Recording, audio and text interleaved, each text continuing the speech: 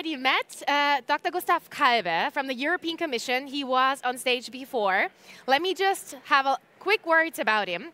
He's acting director of DG Connect C Digital Excellence and Science Infrastructure at the European Commission.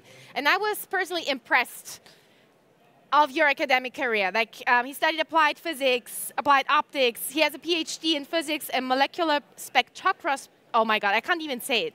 Spectroscopy, which is just saying the academic career is amazing. And we're very happy that you then joined the European Commission and we have an expert with you at the European Commission. Dr. Gustav Kalbe, let's give him an applause. Good afternoon. I will give you an insight about where we stand now with quantum technologies in the European Union, more from a policy point of view rather than from a technical perspective. So the first thing really is to get aware that we are at a new turning point in history. Europe was always very strong on quantum physics from the very early days, discovering the laws of quantum nature, but then later, 30 years ago, recognizing the potential that is in this technology, doing all the groundbreaking research work, and now we're really at the point where we see the first products on the market, the first real-life applications maturing, and this now will unlock a whole range of possibilities that we have been dreaming of since decades now.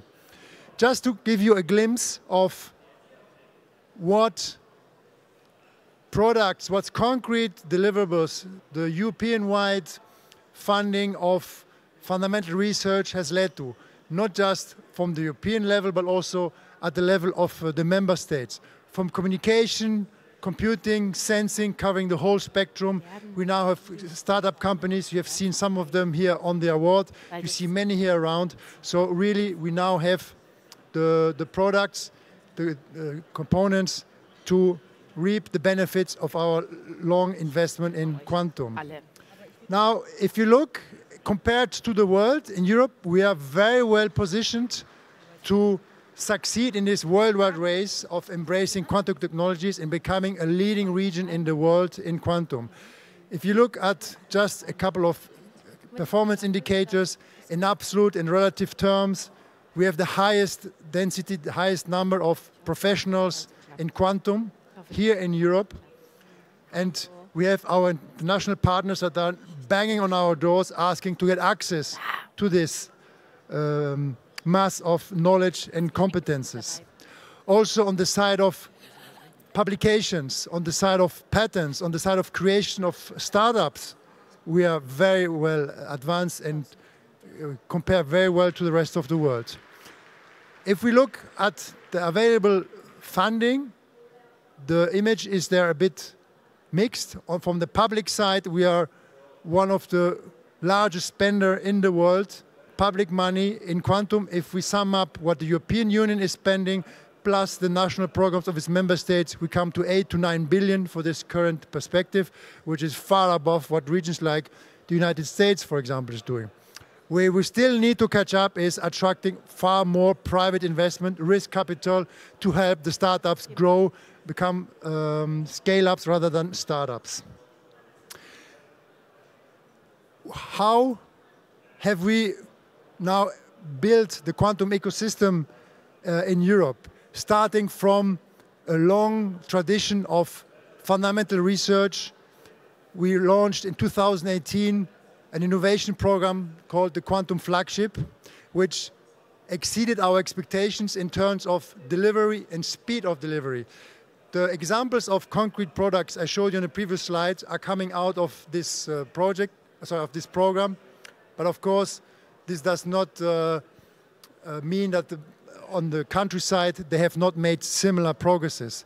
But we are now really in a position to capitalize on the concrete outcomes of this innovation program to bring this now into the field. We are deploying infrastructures from quantum computing, from quantum communications, now entering quantum sensing. We are also looking at the manufacturing side, investing in startups. So we are covering practically the full value chain from fundamental research, innovation, bringing the solutions into the real world. I will detail now some of those initiatives just to illustrate how we're doing it. The first one is the deployment of quantum computers. We already have a very world-class public infrastructure in Europe for high-performance computers, and there we're now adding quantum computers serving various purposes. We're creating a lead market for the startups where we said we are going to buy the products that you have developed through the public funding programs or private funding programs. We are making them accessible to any interested user to get familiar with the technology, to see what potential it has, how it can help my business case. So we're inviting all of you to bring your concrete use cases towards this infrastructure. There is a competence center that is around those quantum computers that will help you translate your particular problem into a solution that can run on a quantum computer and hopefully show that there is a net gain compared to other objectives. And our ambition really is to be by 2030 a region in the world where we have routinely standalone quantum computers that really have the full quantum advantage compared to classical computers. Which of course does not mean we'll abandon classical computers, because one thing we're going to find out with this infrastructure is which use cases justify or have an advantage going to quantum, and for which cases it's an overkill and we better stay classical.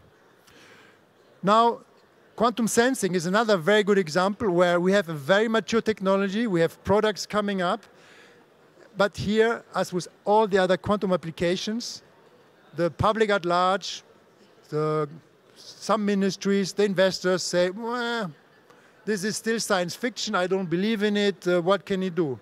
So here we're picking two concrete examples.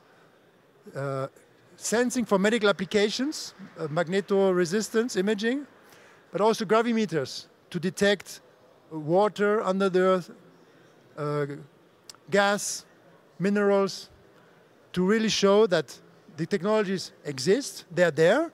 We are deploying them in an infrastructure, running the tests, inviting you to come and do your own measurements to prove that this is now almost state of the art, and the problem is not in the quantum system itself, but in getting your public health system embracing a new technology, doing all the legal work behind it, rather than the quantum that is behind it.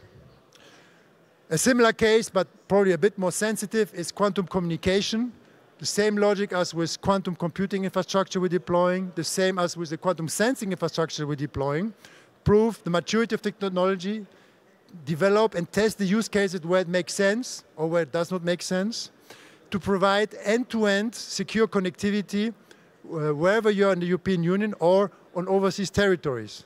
Now, don't read me wrong, this is not to replace existing security schemes, but it's to add another layer based on physical principles of quantum that are unbreakable with pure mathematic brute force attacks that our current systems are vulnerable for. But more overall, to provide a long-term, future-proof solution to protect our critical infrastructures, from intergovernmental communications to banking, information in the healthcare sector, and so on. Covering terrestrial connections, but also with satellite links to cover the larger distances. And here, as with the quantum computers, the pilot projects are on their way. We have in basically every member state a pilot project now running, and hope that in the next phase we'll be able to connect them within the European backbone. While for the quantum computers, the first procurement is about to go public in the next few days. For the sensing infrastructures, this should start in the beginning of the year. Now, it's very good to have excellent scientists, have the skills, the competence, have a lot of public funding, have the public infrastructures to come and play with the systems, but we are creating an expectation. We are raising your curiosity, but if we don't succeed really in ramping up the fabrication, the production of those quantum devices and equipments, in 2 years from now there will be no more Messe here because everyone will have lost interest. next to the private investment, the biggest challenge we now have is how do we move towards the era of industrial production of quantum components. A bit like we had 15, 20 years ago with photonics. We can no longer afford handmade devices. We need to scale up and move towards the industrial approved processes. And there, for the moment, we have a number of experimental pilot lines running, but are counting with now the start of the CHIPS program from the CHIPS Act to be able to ramp up also the development of industrial grade manufacturing and production lines. So at the end, you will see that all those different building blocks have to come together to build the ecosystem and realize what our commissioner a month ago called making the European Union the quantum valley of the world, bringing together all the different building blocks from fundamental science, training, public investment, manufacturing, access to infrastructures, cooperation among the member states to have really all together in order to become the world leading region in 2030 and be called the quantum valley of the world. My commissioner, Mr. Breton, who is depicted on this slide, and I invite you to read his blog on LinkedIn, announced his intention to come up later this year with a European quantum strategy, and you will hopefully then find out more how now concretely we're going to make the quantum valley of the world. Thank you for your attention.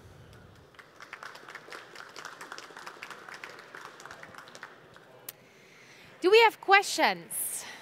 Questions from the audience? And Tiana, my great assistant, will help. Yeah, there is a question. Thank you very much. I have a question. If you want to make Europe a quantum valley, do you want to have centers or do you want to spread it like evenly around Europe?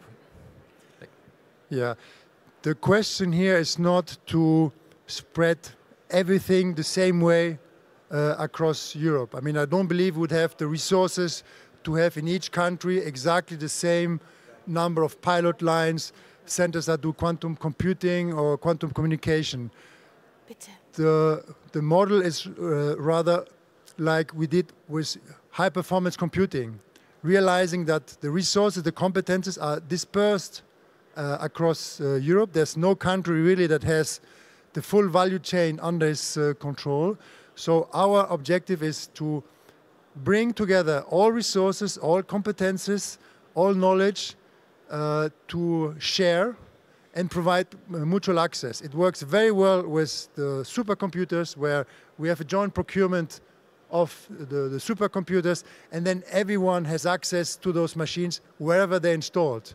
We're following the same model as you have seen in the slides with the quantum computers, adding them to that network.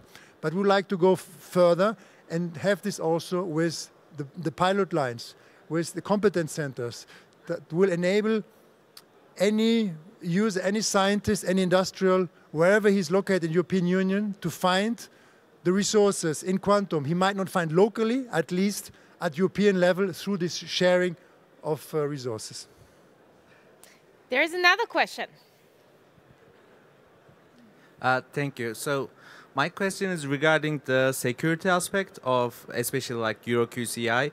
And you mentioned there will be a European quantum strategy this year.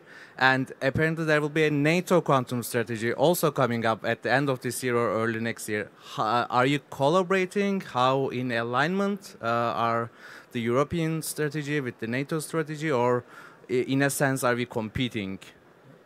No, I would not say we are competing, but when I said we'll come out with a European quantum strategy, it's a quantum strategy to make Europe the quantum valley of the world. It's not a quantum or security strategy. That's a different department. Now, NATO, of course, this is the defense side. They have their own plans.